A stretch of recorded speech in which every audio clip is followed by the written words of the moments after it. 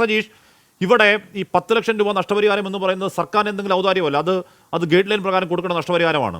അപ്പോൾ ഇന്നിപ്പോൾ മന്ത്രി പറയുകയാണ് 10 ലക്ഷം അല്ലാതെ 11 ലക്ഷമാക്കുന്നു. SC/ST വിഭാഗത്തിൽപ്പെട്ടവർ മരിച്ചാൽ 11 ലക്ഷം എന്ന് പറയുന്നത് കേന്ദ്ര ഗൈഡ് ലൈനാണ്, ഏതെങ്കിലും തരത്തിൽ ഔദാര്യമല്ല. വെടിവെക്കാൻ ഉത്തരവ് ആർക്കും ചെയ്യാവുന്നതാണ്, വെടിവെക്കുമെന്നുള്ളത് നമുക്ക് കാത്തിരുന്ന് കാണാം.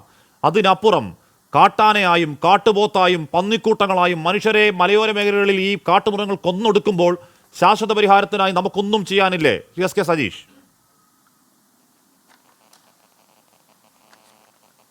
ഈ വിഷയത്തിനകത്ത് ശാശ്വതമായതും പ്രായോഗികമായതും കൂട്ടായതുമായിട്ടുള്ള പരിഹാരം തന്നെയാണ് വേണ്ടത്. കുറേയേറെ കാര്യങ്ങൾ ഹാഷ്മിയുടെ ഇൻട്രോ ഉൾപ്പെടെ കേൾക്കുമ്പോൾ നമ്മൾ തന്നെ ഭയന്നു പോകുന്ന നിലയിലാണ് കാര്യങ്ങൾ അവതരിപ്പിക്കുന്നത്. ഒരു കാര്യം, നമ്മുടെ രാജ്യത്ത് നിലവിലുള്ള ഫോറസ്റ്റ് നിയമം 1972 ഫോറസ്റ്റ് നിയമം അനുസരിച്ച് മാത്രമാണ് കാര്യങ്ങൾ മുന്നോട്ട് പോകുന്നത്. ആ നിയമത്തിൽ ഭേദഗതി വരുത്താൻ ഏതെങ്കിലും ഒരു സംസ്ഥാനത്തിന് അവകാശമില്ല. അതിൻ്റെ അടിസ്ഥാനത്തിൽ ആ നിയമത്തിനകത്ത് ആവശ്യമായ ഭേദഗതി വരുത്തണം.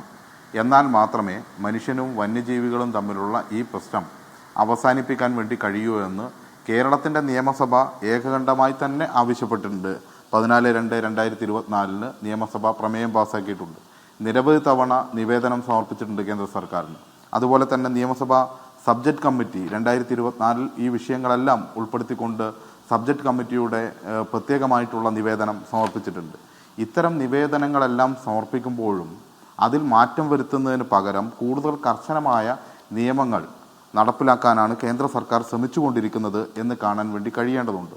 അതിലിപ്പോൾ പന്നിയെ ക്ഷുദ്രജീവിയായി പ്രഖ്യാപിക്കണം എന്ന് നിരവധി തവണ കേരളത്തിലെ നിയമസഭ ഉൾപ്പെടെ ആവശ്യപ്പെട്ടു. പക്ഷേ അതിന് തയ്യാറാകുന്നില്ല എന്ന് മാത്രമല്ല, നമ്മളിപ്പോൾ കാണേണ്ടത് ഷെഡ്യൂൾ 1, 2, 3, 4, 5 പെടുന്ന ജീവികളെയാണ് കൊന്നാൽ കുഴപ്പമില്ലാത്തത്. പക്ഷേ ഷെഡ്യൂൾ 5 തന്നെ ഇപ്പോൾ ഒഴിവാക്കി കളയുന്ന നിലയിലേക്കാണ് കേന്ദ്ര സർക്കാർ മുന്നോട്ട് പോയിക്കൊണ്ടിരിക്കുന്നത്.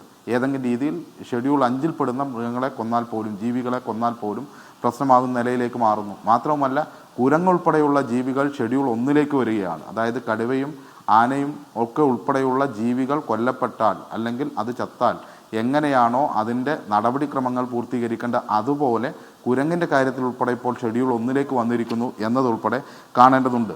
ഇവിടെ ഇത്തരം കാര്യങ്ങൾ പരിശോധിക്കുമ്പോൾ നമുക്ക് എന്ത് ചെയ്യാൻ വേണ്ടി കഴിയും എന്നത് കൂട്ടായി തന്നെ ആലോചിച്ചും കൂട്ടായി തന്നെ പരിശ്രമിച്ചും പരിഹരിക്കേണ്ട വിഷയമാണ്. ആളുകളിൽ ആദി ഉണ്ടാക്കുക, ഭീതി ഉണ്ടാക്കുക, ആരെങ്കിലും കുറ്റപ്പെടുത്തുക. 23 ജനുവരിയിലാണെന്ന് ഓർമ്മ. പുതുശ്ശേരി വെള്ളാരംകുന്ന് പള്ളിപ്പുറത്ത് തോമസ് എന്നൊരു കർഷകർ കടുവയുടെ ആക്രമണത്തിൽ കൊല്ലപ്പെട്ടു. അന്ന് നമ്മൾ സർവകക്ഷി യോഗം ചേർന്നു, അന്ന് പരിഹാരമാർഗം തേടി, എന്തൊക്കെയോ മാസ്റ്റർ പ്ലാൻ നമ്മൾ തയ്യാറാക്കി, എന്തൊക്കെയോ താങ്കൾ ഈ പറഞ്ഞ പോലെ കൂട്ടായിരുന്ന വലിയ ആലോചനയിൽ എന്തൊക്കെയോ എത്രയൊക്കെ ഇന്ന പ്രശ്നങ്ങൾ പരിഹാരങ്ങൾ മാസ്റ്റർ പ്ലാൻ തയ്യാറാക്കി സർക്കാരിന് മാർച്ചിൽ സമർപ്പിച്ചതാണ് എന്നാണ് എൻ്റെ അറിവ്. SK സതീഷ്, ആ മാസ്റ്റർ പ്ലാനെ പറ്റി സജീഷ് എന്തെങ്കിലും അറിവുണ്ടോ? അതിനുശേഷം ആ മാസ്റ്റർ പ്ലാനിൽ ചെയ്ത എന്തെങ്കിലും ഒരു നടപടി അങ്ങേക്ക് അറിവുണ്ടോ? മാസ്റ്റർ പ്ലാൻ ഉൾപ്പെടെയുള്ള കാര്യങ്ങൾ പറയേണ്ടതാണ്. ഞാൻ പറയട്ടെ. ഈ വനംവകുപ്പുമായി ബന്ധപ്പെട്ട് അന്ന് തയ്യാറാക്കപ്പെട്ട മാസ്റ്റർ പ്ലാൻ അത് കേന്ദ്ര സർക്കാരിൻ്റെ മുന്നിൽ സമർപ്പിച്ചു. കേന്ദ്ര സർക്കാർ ഇതുവരെ ആ മാസ്റ്റർ പ്ലാനുമായി ബന്ധപ്പെട്ട് 628 കോടി രൂപയുടെ പാക്കേജ് ഉണ്ട്. ആ പാക്കേജ് ഉൾപ്പെടെയുള്ള കാര്യങ്ങൾ, മാസ്റ്റർ പ്ലാൻ ഉൾപ്പെടെയുള്ള കാര്യങ്ങൾ ഒരു തരത്തിലും അംഗീകരിക്കുകയോ അത് പരിഗണിക്കുകയോ ചെയ്യുന്ന സമീപനം ഇതുവരെ സ്വീകരിച്ചിട്ടില്ല എന്നതുകൂടി നാം കാണേണ്ടതുണ്ട്. കാര്യങ്ങൾ കൂടി എല്ലാം കൊണ്ട് കേന്ദ്രത്തിലേക്ക് വെക്കല്ലേ? ഞാൻ പറയട്ടെ, എല്ലാം കൊണ്ട് കേന്ദ്രത്തിലേക്ക് വെക്കല്ലേ? ആ മാസ്റ്റർ പ്ലാൻ 6 ഭാഗങ്ങളാണ്. അല്ല, ഞാൻ പറഞ്ഞുതരാം. ആ മാസ്റ്റർ പ്ലാൻ എല്ലാം കൊണ്ട് കേന്ദ്രത്തിലേക്ക് വെക്കല്ലേ? ഇല്ല, ഞാൻ പറയുന്നത് കാട്ടിൽ കളയേണ്ട സമയം ഞാൻ യോജിക്കുന്നു. ഒരു സംസ്ഥാനം എന്നുള്ള നിലയ്ക്ക് ഇങ്ങനെ ഈ അതിർത്തികളിൽ മനുഷ്യരെ കാട്ടുമൃഗങ്ങൾ കൂട്ടത്തോടെ വേട്ടയാടി കൊല്ലുമ്പോൾ സർക്കാർ ചെയ്യാൻ കഴിയുന്ന ചെയ്യുന്നുണ്ടോ? സജീഷ്, 6 ഭാഗങ്ങളായി പറഞ്ഞ മാസ്റ്റർ പ്ലാനിൽ എന്താണ്? അതിൽ വനം വകുപ്പിന്റെ സംവിധാനങ്ങളുടെ പോരായ്മകൾ, ജില്ലയിൽ ഓരോയിടത്തും അഭിവൃദ്ധി പ്രശ്നങ്ങളുടെ സ്വഭാവം, ഏത് രീതിയിൽ പരിഹരിക്കാൻ കഴിയുമെന്ന കാര്യങ്ങൾ, ഭൂപ്രകൃതിക്ക് അനുയോജ്യമായ പ്രതിരോധ സംവിധാനങ്ങൾ എന്നിവ വിശദമായി പ്രതിപാദിക്കുന്നുണ്ട്. കേന്ദ്ര സഹായം തൽക്കാലം ആവശ്യമില്ലാത്ത കാര്യങ്ങൾ ഒരു സ്റ്റെപ്പ് ചെയ്ത് പറയാമോ സജീഷേ? എല്ലാം കേന്ദ്രത്തിലേക്ക് വെക്കാതെ.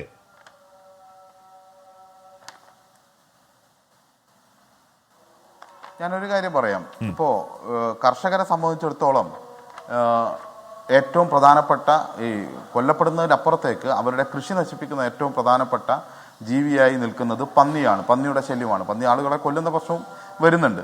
ഈ പന്നിയുടെ ഉപദ്രവവുമായി ബന്ധപ്പെട്ട് ഇന്ത്യയിൽ ആദ്യമായി കേരളത്തിലാണ് ചീഫ് വൈൽഡ് ലൈഫ് വാർഡൻ്റെ ചുമതല പഞ്ചായത്ത് പ്രസിഡന്റുമാർക്ക് നൽകിയത്.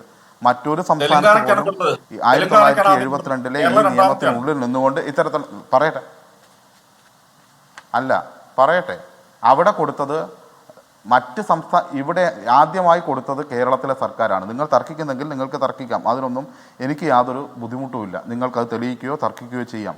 നാട്ടിൽ ഇറങ്ങി ആക്രമിക്കുന്ന മൃഗങ്ങളെ കൊല്ലാനുള്ള ഇത്തരത്തിലുള്ളൊരു നിലപാട് ലൈസൻസ് ഉള്ള ആളുകൾക്ക് കാട്ടുപന്നികളെ കൊല്ലാനുള്ള നിലപാട് കേരളത്തിൽ സ്വീകരിക്കപ്പെട്ടു. ഇന്ത്യയിലെ മറ്റ് സംസ്ഥാനങ്ങളിലുണ്ടോ? ഇന്ത്യയിലെ കാര്യങ്ങൾ കൂടി നമ്മൾ പരിശോധിക്കേണ്ടതുണ്ട്. ഇപ്പോൾ ടൈഗറിൻ്റെ അക്രമം പരിശോധിച്ചാൽ ഇന്ത്യയിലെ ആവറേജ് ഒരു വർഷത്തെ ടൈഗർ ആക്രമണത്തിൽ കൊല്ലപ്പെടുന്ന ആളുകളുടെ എണ്ണം 56 അതിൽ കൂടുതൽ കേരളമല്ല. ഒന്നാം സ്ഥാനത്ത് മഹാരാഷ്ട്രയും, രണ്ടാം സ്ഥാനത്ത് UP-യും, മൂന്നാം സ്ഥാനത്ത് വെസ്റ്റ് ബംഗാളും ഉൾപ്പെടെയാണ്. ഈ 3 സംസ്ഥാനങ്ങളിലാണ് 75% ആളുകളും ടൈഗറിൻ്റെ ആക്രമണത്തിൽ കൊല്ലപ്പെടുന്നത്. 621 ആളുകളാണ് 2014 മുതൽ 2024 വരെ ഇന്ത്യയിൽ കൊല്ലപ്പെട്ടത്. ഈ നിലയിലേക്ക് കേരളത്തിലില്ല എന്ന് നമ്മൾ കാണേണ്ടതുണ്ട്. എന്നാൽ കേരളത്തിലെ പ്രശ്നത്തെ ഗൗരവമായി നമ്മൾ കാണേണ്ട എന്നല്ല പറഞ്ഞതിന്റെ അർത്ഥം. രാജ്യത്ത് ഈ നിയമം നിലനിൽക്കുന്ന ഈ കേന്ദ്ര നിയമത്തിൽ താങ്കൾ പറഞ്ഞു ഞാൻ നമുക്ക് വേദനയുടെ സങ്കടത്തിന്റെ ഈ രാത്രി നമുക്ക് കണക്ക് പറഞ്ഞിരിക്കണം. ആഷ്മി, നമുക്ക് വേദനയുടെ സങ്കടത്തിന്റെ ഈ രാത്രി ആഴ്ചയിൽ ഒന്നോളം കാട്ടാന ചവിട്ടി തേച്ച് കളയുന്ന മനുഷ്യരുടെ ചോര കാണുന്ന ഈ ദിവസങ്ങളിൽ നമുക്ക് കേരളത്തിലാണ് ഏറ്റവും കുറവ് എന്ന് പറഞ്ഞ് ന്യായീകരിക്കണോ SK സജീഷ്? അത് വിവേകമാണോ? താങ്കൾ തന്നെ ആലോചിച്ച് കണക്ക് പറയൂ. അത് വിവേകമാണെങ്കിൽ അല്ല ഹാഷ്മി, ഞാൻ വിവേകം അവിവേകം പറയാനിരിക്കുന്നയാളല്ല. നല്ല വിവേകത്തോടു കൂടി നടക്കുന്ന ചർച്ചയിലല്ലേ നമുക്ക് വിവേകത്തോടു കൂടി കാര്യങ്ങൾ അവതരിപ്പിക്കാൻ വേണ്ടി പറ്റൂ. നിങ്ങളുടെ ഇൻട്രോയിൽ പറഞ്ഞ കാര്യം എന്തൊക്കെയാണ്? എനിക്കത് കേട്ടിട്ട് അത്ഭുതം തോന്നി. നിങ്ങളൊരു ഇൻട്രോ ഇങ്ങനെ തയ്യാറാക്കി വെക്കുക, അതിൽ എത്രമേൽ ആരെയും ആക്രമിക്കാൻ എന്ത് ഭാഷയും പ്രയോഗിക്കാം. വാക്കുകൾക്ക് ഓരോന്നിനും ഓരോ അർത്ഥമുണ്ട്. ആ അർത്ഥത്തെക്കുറിച്ചും അത് ആരിലാണ് ചെന്ന് പതിക്കുന്നതെന്നും എന്താണ് അതിൻ്റെ മറ്റുള്ളവരിൽ ഉണ്ടാകുന്ന അഭിപ്രായം എന്ത് എന്നെല്ലാം സ്വയം പരിശോധിക്കുക. അങ്ങനെ പറയുമ്പോഴാണ് ഞാൻ പറഞ്ഞത് ഈ രാജ്യത്ത് 17 ആള് ഞാൻ ഇൻട്രോയിൽ പറഞ്ഞ വസ്തുതാവിരുദ്ധമായ ഒരൊറ്റ കാര്യം ചൂണ്ടിക്കാണിക്കൂ. ഒരു കാര്യം, ഞാൻ താങ്കളോട് തർക്കിക്കാനില്ല ആഷ്മി. എൻ്റെ ഉദ്ദേശം അതല്ല. താങ്കളോട് തർക്കിച്ച് സമയം കളയാൻ ഉദ്ദേശിച്ച് വന്നിരിക്കുകയല്ല ഞാൻ.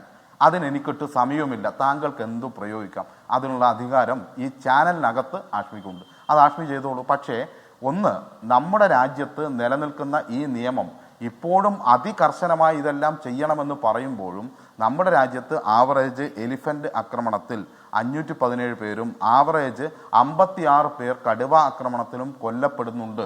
അതിൽ കേരളം കുറവാണ് എന്നതൊരു വസ്തുതയാണ്. ആ വസ്തുത നിലനിൽക്കെ തന്നെ ഈ പ്രശ്നങ്ങൾ പരിഹരിക്കാനുള്ള മാർഗങ്ങളിലേക്കാണ് നാം പോകേണ്ടത്.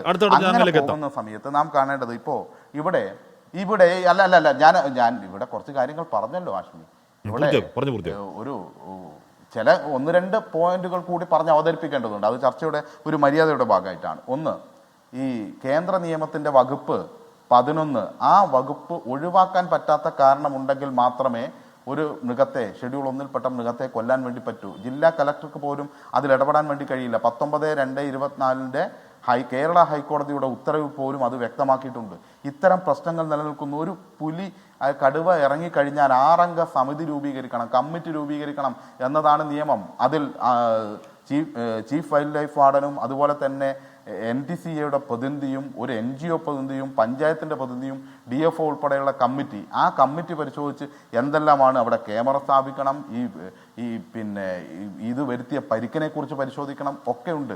ഇപ്പൊ 13 പേരെ 2018 നവംബറിൽ 13 പേരെ മഹാരാഷ്ട്രയിൽ കൊലപ്പെടുത്തിയ പണ്ടൻഗൗഡ് എന്ന് പറയുന്ന സ്ഥലത്ത് 13 മനുഷ്യരെ കൊലപ്പെടുത്തിയ അവനി എന്ന് പറയുന്ന പെൺകടുവയെ ഷൂട്ടഡ് സൈറ്റിന് ഓർഡർ കൊടുത്തു ചീഫ് വൈൽഡ് ലൈഫ് വാർഡൻ. ഇപ്പോഴും കേസ് നടക്കുകയാണ്.